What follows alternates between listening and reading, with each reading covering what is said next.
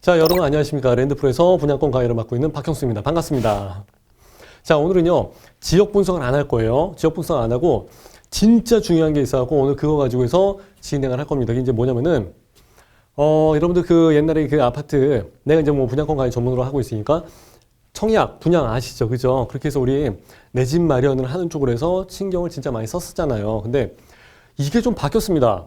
제가 맨 처음에 이거 얘기를 한 때가 아마 재작년인가 작년인가 아마 꽤 오래됐어요, 사실. 근데 요번에 무지하게 많이 이렇게 나오기 시작을 했습니다. 그래서 이거를 분명히 짚고 넘어가야 되겠구나. 그래서 요번에 여러분들과 같이 한번 살펴보려고 합니다. 이게 뭐냐면은 지금의 이제 아파트를 한번 보시게 되면은 일반적인 분양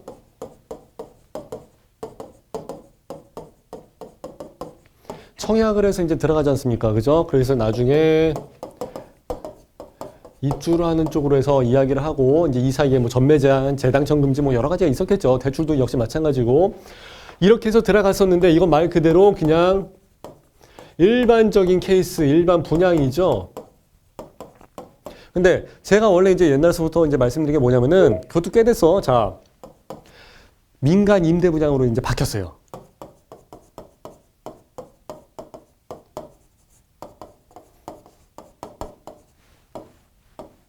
자, 이제 이게 뭐냐면은 임대를 하는 거예요. 임대. 자, 건설사에서 이제 머리를 쓰기 시작을 합니다. 아파트에 대한 뭐 여러 가지 뭐 대출 규제에 뭐 여러 가지 막 생기고 하니까 지네들도 힘들어. 그죠? 그리고 고분양가네 뭐나 해서 이제 쟤네들도 분양가 자체를 원하는 대로 받지를 못하니까 이게 안 나오는 겁니다. 그래서 얘들이 이제 머리를 굴리기 시작을 합니다. 그래서 어떻게 하느냐? 임대. 그래서 야, 당첨이 돼갖고 이제 네 집 이게 아니야. 이렇게 하지 말고 내가 이제 집주인이야. 너 여기 이제 들어와서 살아. 임대로. 너 이제 임차인이야. 나는 이제 임대인이고 이런 식으로 해서 이제 판을 새로 이제 바꿔버리는 거예요. 이렇게 해서 되니까 사람들이 무지하게 몰리기 시작을 합니다. 그래서 옛날에는 물론 뭐 강동, 고덕강인 힐스테이트나 뭐 여기저기 했을 때 막 진짜 과천도 마찬가지고 뭐 청약이 50만 건 들어가고 뭐 대박이 나고 뻥뻥 터지고 뭐 난리가 났었죠. 근데 그거보다 훨씬 더 좋은 방법으로 해서 빠지게 된 거예요. 자. 보통 8년에서 10년 정도로 해서 임대를 해서 이제 들어와. 그러고 난 다음에 이 집에서 계속 살 건지 안 살 건지는 네가 그때 가서 네 마음대로 결정을 해. 그래서 요런 식으로 가는 거예요. 그러면 이제 사람들이 생각했을 때는 맨 처음에는 그러면은 이거 뭐 등기도 안 되고 내 집도 아니고 해서 그러면 좀 별로일 것 같은데 원래 이제 처음에 판이 이제 그런 식으로 해서 분위기가 좀 흘러갔었죠. 근데 이제 그게 아닌 거예요. 이제 알아보니까 이거 괜찮은데 해서 이제 바뀌었어요. 왜 그렇게 해서 바뀌었냐? 첫 번째는 8년 동안 산다고 해서 다른 데 같았으면 이제 임차 3법이 이제 나왔으니까 갱신을 했었죠. 갱신을 하게 되면 어떻게 돼요? 2 플러스 2. 그럼 합이 4. 그죠? 해봤자 4년이야. 그러고 난 다음에 여기서 뭐 다시 해서 할 수 있어요? 집주인들이 이렇게 할 것 같습니까? 절대 안 하죠. 이쯤 되면은 4년 차 이제 무조건 지가 들어와서 산다고 그럴걸? 그럼요. 바꾸려고 하겠지. 왜? 해봤자 여기서 자기가 원하는 대로 시세만큼 금액을 빡빡 올리지를 못했으니까 자기가 들어간답시고 해서 하여튼 손님을 바꾸든지 어떻게든지 해서 쫓아내고 바꿨을 거라고. 그래서 이제 시세에 맞춰갖고 많은 월세 상승을 기대를 하는 거였었죠. 그러면은 집주인들은 좋긴 좋은데 우리야 일단 뭐 4년 동안 살고서 빠져나가니까 참 아쉽지. 하다못해 맨날 4년마다 이사를 간다고 쳐봐요. 이사 가는 게 보통 일인가. 집 옮기지, 집 알아보지, 집 정리하지, 뭐 적응하지, 뭐하지 그러면은 2달, 석 달이 그냥 몸살 나요. 그냥 훅 가버려요, 진짜. 그리고 이제 삶의 터전이 바뀐다는 게 사실 쉬운 문제는 아니거든요. 부담스럽지. 한겨울에 이사 뭐 한다 해서 뭐 집 새로 올린다, 뭐 기간 만료다 해서 쫓겨나 봤어요. 난 해봐서 알아요. 그게 참 마음이 불편합니다. 예, 사실상 그건 이사가 아니라 쫓겨나는 거였었거든. 그죠? 근데 해봤자 4년인데 보통 이제 민간 임대 분야에서 이제 8년을 보장을 해준단 말이에요. 그러니까 최장 기간에 2배가 돼버리니까 굉장히 일단은 기간이 길어지면서 좀 안정적으로 살 수 있다는 거죠. 자, 사실상 요 기간에서 내가 다시 여기서 살게 하더라도 이제 각종 편법이 난무합니다. 요번에 그럼 나는 금액을 많이 올리고 싶으니까 너 해봤자 5%밖에 못 올리잖아. 그럼 나가주세요. 아, 나는 계속 살고 싶은데 어찌야 그러니까 그럼 네 와이프 이름으로 해. 그런 다음에 새로 다른 계약을 맺어. 대신 금액은 많이 올라가. 이제 이런 식으로 해서 각종 편법이 난무한단 말이에요. 이 사람이 여기서 이사 가는 것보다 차라리 이게 나을 수도 있거든. 안 그러면 갑자기 지금 이 상황에서 이사를 가게 되면 어딜 가냐고. 그죠? 지금보다 더 싼 집은 없어. 부동산이 항상 그래요. 그러니까 울며 겨자 먹기 식으로 해서 이렇게 해서 들어간 경우도 있었는데 여기서는 진짜 법적으로 해봤자 5% 이상 올릴 수가 없습니다. 무조건. 법적으로. 그러니까 8년에다가 5% 룰을 정해질 수밖에 없습니다. 이거 넘어갔다 난리 나지. 그러니까 훨씬 더 임차인들한테 유리한 상황이 이제 전개가 되는 거죠. 그런 점은 상당히 좋습니다. 그리고 이제 또 한 가지 뭐냐면은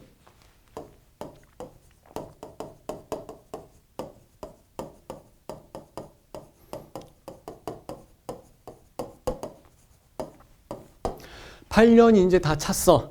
그러고 난 다음에 일반 분양으로 전환을 합니다. 일반적인 여기서 나왔었던 일반 아파트 청약을 하는 것처럼 분양을 합니다. 자, 이때 가가지고 분양가를 어떻게 할 거냐. 두 가지 방식이 있죠. 첫 번째는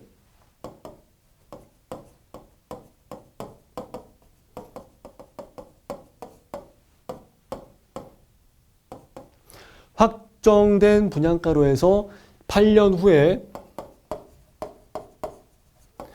일반 분양으로 전환하는 경우가 있습니다. 그렇게 되면 난리 납니다. 예. 이렇게 되면 완전 이건 로또죠. 여기서 로또가 나와버리니까. 자, 아니면은 확정 분양가로 해서 안 가는 경우도 물론 있긴 있습니다. 근데 그때 가서 8년 후에 사람들하고 해서 이제 협의를 할 거예요. 자, 이때 가서 일반 분양을 누구한테 먼저 해주느냐. 우선권.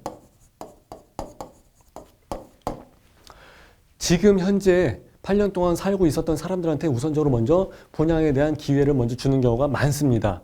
예, 우선 분양을 해서 우선권을 이제 주겠다 이렇게 해서 이야기가 되는 건데 그러면 이 사람들이 이야기를 하죠. 얼마에 분양을 해주실 건데요. 무조건 싸게 해주세요 할 거 아닙니까? 그러다 보니까 현재 나가고 있는 시세보다는 좀 저렴하게 해서 분양이 되게 될 가능성도 많습니다. 1번 같은 케이스가 나왔었다. 그럼 8년 후가 되면 금액이 얼마가 되겠습니까? 무지하게 많이 뜨지. 8년이면 하다못해 아무리 뭐 전월세 뭐 비용이 비싸고 해서 뭐 월세를 매번 내는 게 부담스럽네 어쩌네 할지라도 제가 아까 말씀드렸었죠. 시세보다 월 20만 원을 더 받는다고 해봤자 1년에 240만 원이야. 10년 지나가봤자 2,400만 원이야. 근데 10년이 지났을 정도면은 2,400이 뭐야. 피가 2억 4천이 떴으면 2억 4천이 떴지. 요번에는 5년 동안 피가 이만큼 해서 50%가 또 떠버렸잖아요. 요번 정권에선. 그러니까 그런 식이에요. 그러니까 월세가 비싸든 싸든 그게 문제가 아닌 거예요. 그래서 이만큼의 시세 차이를 벌써 볼 수 있으니까. 그러니까 사람들이 여기까지 돼 있는다 그러면은 정말 환장하고 들어가죠. 예, 미쳐서 무조건 막 들어가는 케이스죠. 자, 요게 아닐지라도 나중에 협상의 여지가 있고 좀 더 낮은 금액으로 시세보다 낮은 금액으로 해서 받을 수 있는 그 여지가 있기 때문에 이것도 사실 괜찮은 입장이죠. 근데 그때 가서 이걸 다시 내가 이때 가서 들어간다고 해서 들어갈 수가 있나. 이미 우선권을 가진 실거주를 여기서 계속 임차인으로서 살았던 사람들한테 우선권이 가기 때문에 나중 되면은 기회가 없어요. 네. 팔이 안으로 굽지 밖으로 굽겠냐고. 그죠? 자, 그래서 어지간하면은 이런 여러 가지 조건들을 따지는 것도 좋긴 좋지만은 충분히 내가 월세로 해서 여기서 살면서 훗날을 도모할 수 있다. 그러면은 여기 들어가는 것도 사실 괜찮습니다. 그래서 이런 부분을 좀 말씀을 드린 거고. 자, 또 한 가지 이제 진짜 이유는 뭐냐면은 프리미엄. 이것까지도 생각을 할 수 있다는 거예요. 내가 중간에 살다가 나 이제 나갈래요 해서 이거를 가지고 전매를 해버리는 경우도 있습니다. 또는 아예 3년 차 입주하기 전에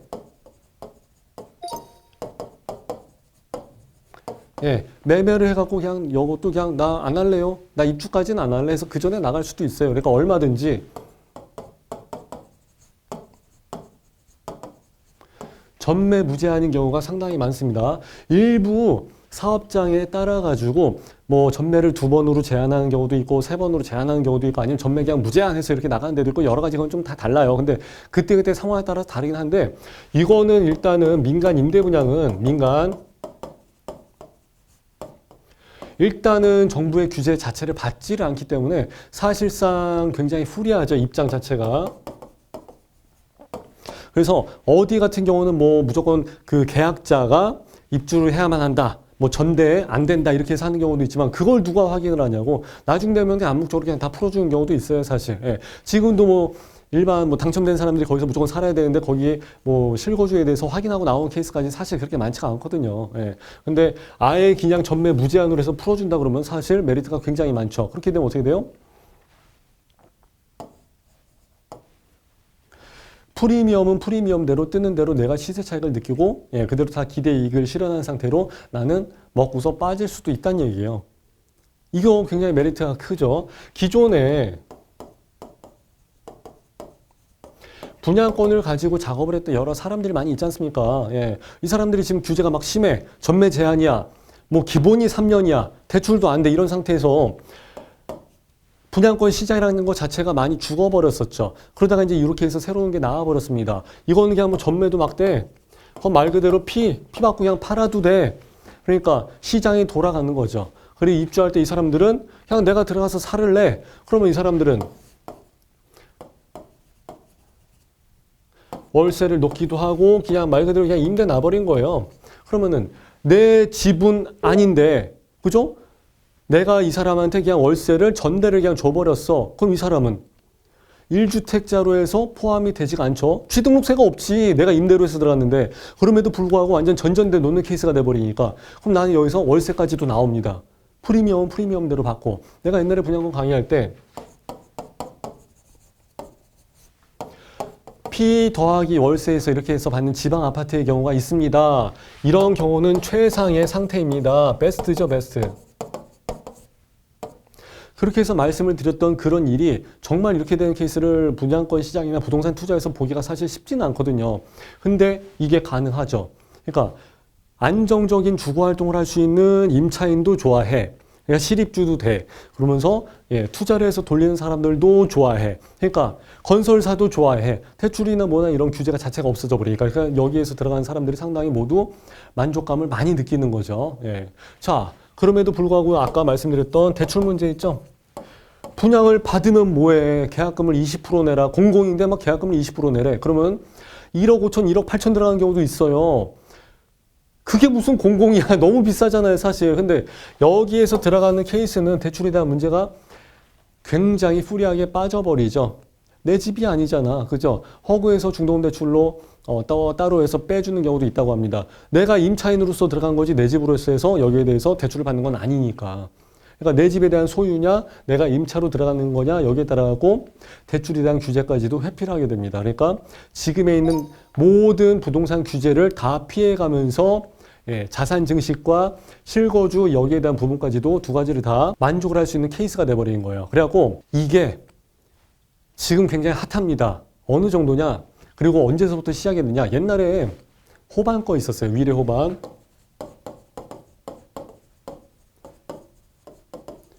위례 호반 서밋 같은 경우 지금은 돈을 주고서 이제 구할래야 구할 수가 없었죠.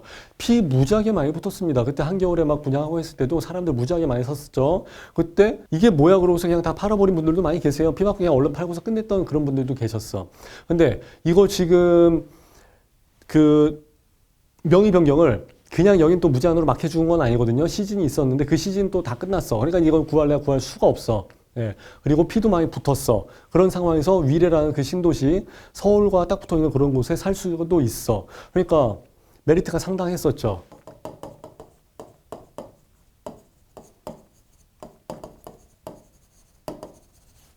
그러고 난 다음에 신광교 제일 풍경채 나왔었죠. 이것도 민간임대 분양이에요. 그래서 광교이긴 한데 거기서 이제 조금 빠져 있는 예, 그런 지역이죠. 그러다 보니까 대로변 안쪽에 이제 대로변 쪽에 이제 붙어갖고 옛날에 그 아모레 퍼시픽 자리였었나?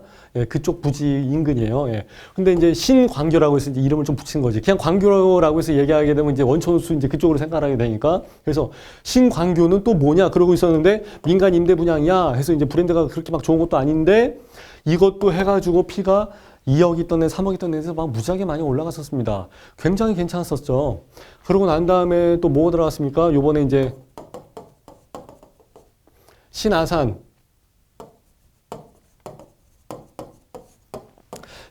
모아일가 비스타 2차, 예. 1차에서는 이미 피가 뭐 4천, 5천 계속해서 많이 떴었고, 요번에 2차 진행하면서 어떻게 됐었어요? 여기도 피가 많이 떴었지. 뭐, 호가는 4천 넘게까지도 나왔었습니다만, 그건 좀 사실 오바고, 예.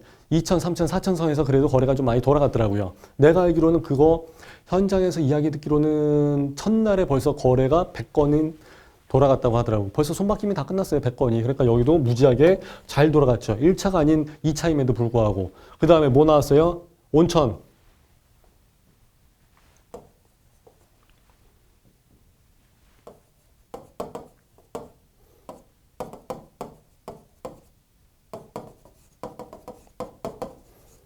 온천 3일 파라뷰.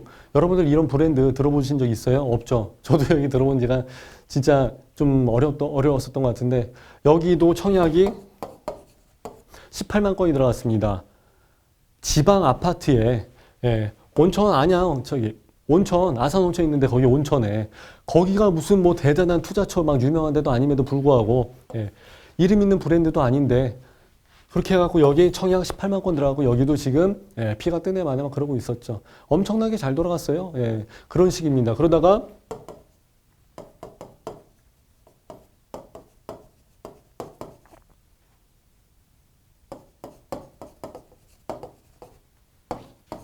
춘천 우두지구 같은 경우도 여기도 지금 핫하죠. 여기서 18만 건 들어간 사람이 여기 안 들어갈 것 같아요? 당연히 들어가죠. 여기 이게 뭐야. 그리고 지방 청주 오송 같은 경우도 그때도 여기다가 10 몇만 건이 들어갔었나? 10만 건 정도 들어갔었다고 그러죠. 이거는 작년이었었죠. 이때만 해도 10만 건에서 들어갔는데 요즘은 올해 들어간다 그러면 18만 건 들어갑니다. 그러니까 사람들의 저변 인식이 굉장히 많이 넓어진 거예요. 내가 항상 얘기하잖아요. 여러분들 이거 지금 처음 본다? 민간 임대 분야이 뭐야? 그러면 여러분들 빼고 이제 나머지 사람들 다 여기 들어간 거예요, 지금. 요즘에 아파트 흐름이 이렇게 들어갑니다. 일반적인 아파트 분양, 청약 이런 식으로 들어간 게 아니라 민간 임대 분양으로 해서 빠지면서 정부의 규제를 다 피해가면서 건설사 여기 뭐 분양대행사 얘네들은 얘네들대로 만족을 하고 여기 들어가는 사람들은 사람들대로 만족을 하고 그래서 정부 빼고 나머지 네, 모든 사람들은 다 만족하는 그런 케이스로 해서 이제 분양의 흐름들이 완전히 바뀌어버린 거예요. 그래서 가히 지금은 예, 패러다임이 바뀌었다고까지 이야기를 할 정도입니다. 그래서 여러분들은 이걸로 해서 뭐 피 뜨는 데를 가서 뭐 자산 증식을 하고 돈을 벌라 이런 얘기를 하는 게 아니라 8년이라는 시간 동안 안정적인 주거 활동을 할 수 있다는 것 자체가 굉장히 큰 메리트거든요. 그러면 이런 데 들어가셔갖고 꾸준히 돈을 좀 모아놓고서 준비를 좀 하시고 있다가 8년 후에 이게 일반 분양으로 해서 전환이 됐을 때 그때 기회를 잡아갖고 이 아파트에서 본인의 이름으로 이제 그때는 취등록세를 이제 내야 되겠지. 그때 가서 좋은 아파트를 선택을 해갖고 예, 살 수 있는 우선권을 먼저 받을 수가 있으니까 그런 점이 상당히 좋은 점이죠. 그러면서 내가 여기서 팁을 하나 좀 드릴게요.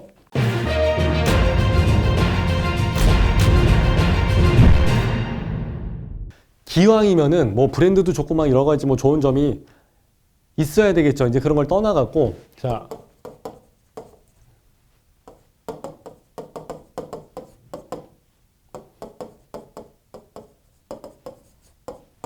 자, 뭐 여러 가지가 있겠습니다. 여기서 말하는 분양가는 그냥 뭐 84 타입이 얼마 이런 식으로 가는 게 아니라 임대 보증금을 얼마 하는 식으로 해서 일반적인 분양가랑은 좀 계산 방식이 좀 달라요. 예, 아마 한 두세 가지 정도 안을 내갖고 선택을 하세요. 아마 이런 식으로 가게 될 거예요. 그 이제 조건을 봐야 하는 거고. 자, 근데 입지는 이거는 불변이죠. 8년 후에 이 아파트가 다른 지역으로 해서 이사를 갈 수는 없잖아. 그죠? 근데 기왕이면은 옛날에 뭐 고척 아이파크에 있었던데 거기도 임대 분양 나왔었잖아요. 나는 그거 사실 확정 분양가는 아니지만 사람들한테 그거 일단 잡아갖고 나중에 8년 후에 좋은 분양 가격으로 해서 받으면 상당히 좋겠습니다라고 말씀을 드렸었어요. 자, 입지 자체가 변경이 될 수가 없으니까 서울에서 이런 데가 나오는 게 사실 쉽지가 않기 때문에 그런 거예요. 자, 그러면은 또 한 가지 바뀌지 않는 게 뭐가 있어요? 세대수죠, 세대수. 예. 흔히들 말하는 빅타운 세대수가 많으면 상당히 좋습니다. 그래서 막연하게 이야기하죠. 세대수가 많으면 뭐가 좋아요? 뭐 관리비가 저렴하니까? 관리비가 한 달에 10만 원을 세이브한다 할지라도 1년에 120만 원이야. 10년 해봤자 1200만 원이야. 이게 중요한 게 아니라니까요. 10년 동안 1200만 원을 세이브하는 게 중요한 게 아니라 세대수가 커지게 되면 뭐가 좋냐? 대항력이 생겨버리는 거예요. 대항력이. 무슨 대항력이? 여기 임대인한테 옛날에는 집주인하고 나하고 1대1로 붙었어요. 그럼 어떻게 돼요? 10중 8구 임차인이 깨질 수밖에 없어. 나가세요 그러면 끝나는 거지 뭐. 그렇잖아요. 집주인에 대한 그 프리미엄 그런 게 있었지 않습니까? 아무리 임차 선보로 보호를 한다 할지라도 약자는 임차인이야. 그죠? 항상 그래요. 나중에 해서 잘 돼봤자 계속 사는 거고 돈 올려주는 건데 잘 안 되면은 나가세요 그러면은 거기에 대한 거는 누가 다 감당을 하냐고. 돈을 주고서 나가세요 그래도 그 마음이 편하지가 않고 그 돈으로 해서 모든 게 다 커버가 되는 것도 아닌데 뭐 몇 천 주는 것도 아닌데 해봤자 이사 비용에다가 좀 더 주는 수준이기 때문에 결국은 답이 안 나온단 말이에요. 근데 세대 수가 커지게 되면은 여기에 대해서 대항력이 커지기 때문에 큰 목소리를 낼 수 있는 거예요. 그래서 임대 분양을 하는 경우, 민간 임대 분양을 하는 경우 가급적이면은 세대수, 대항력을 생각해서 세대수가 큰 쪽을 선택을 하시게 되면 나중에 유리하다는 거죠. 그래서 확정 분양가가 아니라도 나중에 분양가를 훨씬 더 많이 낮출 수 있는 힘이 생겨버립니다. 그래서 대항력이 커진다. 이거 진짜 중요하죠. 이 사람들은 이제 정당하게 월세, 돈을 내고서 임대인들한테 주거에 대한 서비스를 받는 사람이 돼버립니다. 갑이 될 수가 있다는 얘기예요. 그리고 이 사람들은 그냥 동네 어르신들, 그냥 뭐 세놓고 이런 할머니들 이런 분들이 아니기 때문에 전문적인 사람이에요. 그래서 장난을 친다든지 뭐 법적인 테두리 밖에서의 어떤 거를 한다든지 이렇게 해서 할 수가 없죠. 그랬다면 큰일 나지. 그래서 이런 데를 잘 보시고서 이런 것들을 잘 감안을 해서 입지까지 다 감안을 해서